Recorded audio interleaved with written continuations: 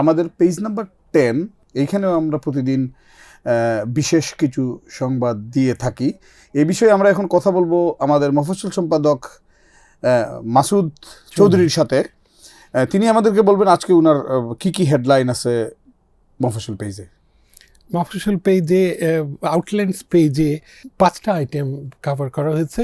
এর মধ্যে প্রমিনেন্ট দুটো হলো মাথাভাঙ্গা নদীতে একটি ব্রিজ, ডিসফাংশনাল ব্রিজ নিয়ে, আর আরেকজন হলো একজন মাগুরার প্রতিমা শিল্পী নিয়ে, যার প্রতিমা প্রদর্শিত হবে সরস্বতী পূজায় জগন্নাথ হলে আগামী শুক্রবারে। আমি একটু জানতে চাই যে মাথাভাঙ্গা নদীর ব্রিজটার বিশেষ রিপোর্ট কেন? মাথাভাঙ্গা নদীর ব্রিজটা বিশেষ রিপোর্ট কারণ ব্রিজটা নির্মিত হয়েছে 2020 সালে, কিন্তু এখন 25 সাল শেষ হয়ে শুরু হলো, কিন্তু এখন পর্যন্ত ব্রিজটা উদ্বোধন করা যায়নি অ্যাপ্রোচ রোডের অভাবে। অ্যাপ্রোচ রোডের সমস্যা হলো জমি অধিগ্রহণ করা যাচ্ছে না, স্থানীয়রা জমির দাম বাড়িয়ে দিয়েছে। তার মানে অ্যাপ্রোচ রোডের জন্য জমি অধিগ্রহণ ছাড়াই ব্রিজটা বানানো হয়ে গিয়েছিল, যেটা একসময় পাকিস্তান আমলে দেখা যেত বিশাল বিশাল ব্রিজ, আশপাশে কোনো রাস্তা নাই। কেসটা কি এইরকম? এটা একটা মজার কেস, কারণ এখানে একটা পাশের নির্মাণ হয়েছে, আরেকটা পাশে নির্মাণ হয়নি, ফলে এটা আর কাজে লাগছে না, মানুষকে 9 কিলোমিটার ঘুরে যেতে হচ্ছে। যখন যে সরকার ক্ষমতায় ছিল তাদের লোকজনের প্রজেক্ট শেষ করে কমিশন খাওয়া, তাতে মানুষের উপকার আসলে আসুক বা না আসলে না, এরকম কি বিষয়টা? এখানে একটা তাত্ত্বিক বিশ্লেষণ করলে আমরা দেখব এটা হয়েছে counter revolution of rising expectation.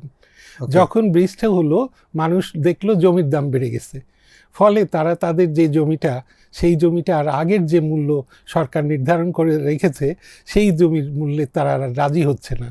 কিন্তু অধিগ্রহণ সরকার করতে চাইলেই তো করতে পারে, তাতে কি কোর্টে মামলা টামলা এরকম কিছু ঝামেলা আছে? সরকার জোর করে নাগরিকদের উপর কিছু করতে পারে না, সরকারকে নাগরিকদের অধিকার রক্ষা করতে হবে।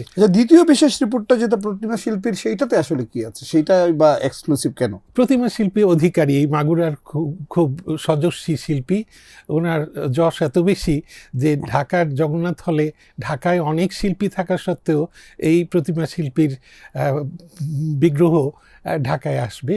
শুক্রবারে সরস্বতী পূজায় তার বিগ্রহ অংশগ্রহণ করছে। আমরা কি ধরতে পারি যে যদি প্রতিভা যেখানেই থাকুক লুকিয়ে রাখা যায় না, সেটা যে করেই হোক প্রকাশ পায় এবং সেন্ট্রালি চলে আসে?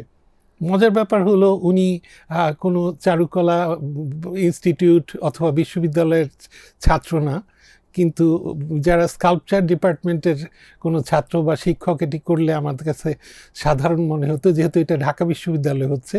একজন একেবারে গ্রাম থেকে উঠে আসা একজন শিল্পী, তার একটা বিগ্রহ, এটাকে আমরা শিল্পের দৃষ্টি থেকে দেখলে বোধহয় ভালো হবে।